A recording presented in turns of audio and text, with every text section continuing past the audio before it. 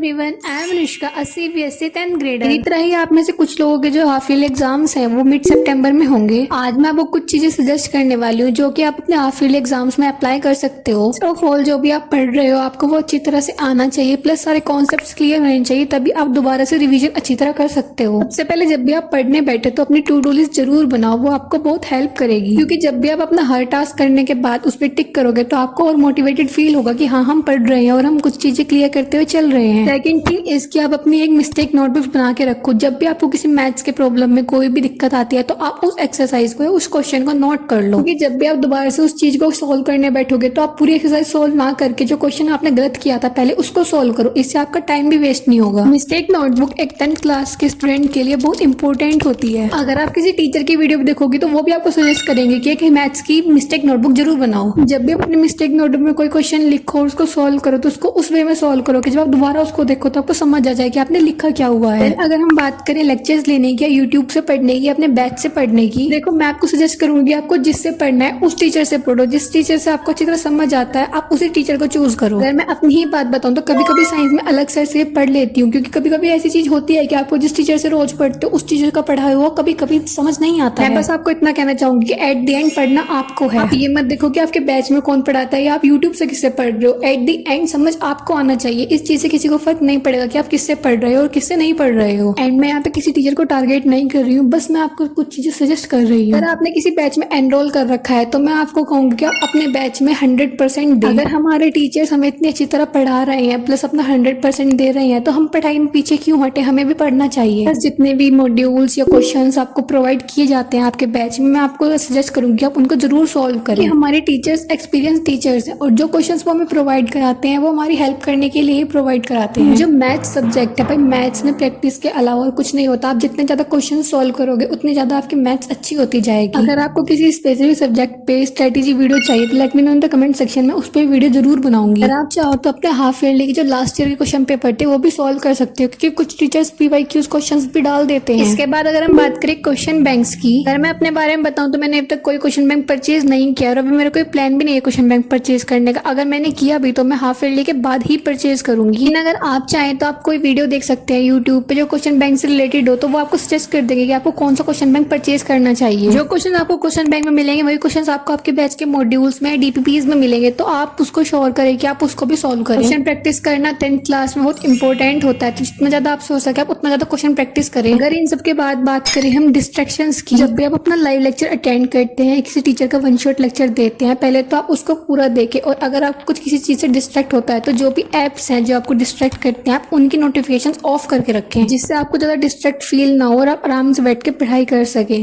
अगर आप अपने PC से या फिर अपने लैपटॉप से क्लास लेते हैं तो आप अपने फोन को अपने पास बिल्कुल भी मत रखो, क्योंकि आपको क्या होता है कि कभी कभी मन करता है कि चलो थोड़ी देर फोन देख लेते हैं, उससे भी डिस्ट्रैक्ट होते रहते हैं। जब भी आप पढ़ाई करो ये नहीं है कि आप अन्य 5 मिनट पढ़ा फिर उठ के चले गए, 5 मिनट पढ़ा फिर उठ के चले गए। आप अपना शेड्यूल बना लो कि आपको 1 घंटे पढ़ना है, फिर ब्रेक लेना है, या फिर 40 मिनट्स पढ़ना है फिर ब्रेक लेना है। लगातार बैठ के पढ़ना मैं भी आपको सजेस्ट नहीं करूंगी। आप मैक्सिमम 1 घंटा बैठ के पढ़ो, उससे ज्यादा मत पढ़ो। अगर आप 1 घंटा बैठ के पढ़ रहे हो तो आप थक जाओगे, फिर आपको आगे पढ़ने का मन नहीं करेगा। तो आप 1 घंटा पढ़ने के बाद 5 या 10 मिनट का ब्रेक लो, उसके बाद दोबारा से पढ़ाई शुरू करो। कुछ टाइम ऐसा चल रहा है कि आपको थोड़ा थोड़ा प्रोडक्टिव रहने में बहुत दिक्कत आती होगी, जैसे मुझे आ रही है, क्योंकि अभी हॉलीडेज चल रहे हैं प्लस बारिश का मौसम भी है, तो इन टाइम में हमें पढ़ने का मन नहीं करता। ऐसा नहीं है कि आप पूरे दिन ही ना पढ़ो। अगर आपको अपनी क्लासेस भी लेनी है तो प्लीज अपनी क्लासेस अटेंड करो। ये नहीं है कि अगर आपको आज पढ़ने का मन नहीं है तो आप अपनी क्लासेस भी अटेंड ना करो। उसके बाद बात करते हैं हम बैकलॉग्स के बारे में। कुछ बच्चे ऐसे होंगे जिनके पूरे पूरे लेक्चर्स के बैकलॉग्स बने रहते हैं और उनसे वो क्लियर भी नहीं हो पाते। बैकलॉग्स क्लियर करने की मेरे पास सिर्फ एक ट्रिक है। जिस तरह आपके लेक्चर्स अटेंड नहीं हो पाते हैं तो जो आपके लाइव लेक्चर्स आप उनको अटेंड करो, उसके बाद जो टाइम बचता है उनमें अपने बैकलॉग्स क्लियर करो। ये नहीं है कि आप अपने बैकलॉग्स के चक्कर में अपनी लाइव क्लासेस भी अटेंड ना करो, उससे आपके और बैकलॉग्स बनते जाएंगे। हर दिन अपनी क्लासेस अटेंड करो प्लस उसके साथ एक एक बैकलॉग क्लियर करते चलो। ये नहीं है कि आप पूरे दिन बैठ के बैकलॉग ही अटेंड करो,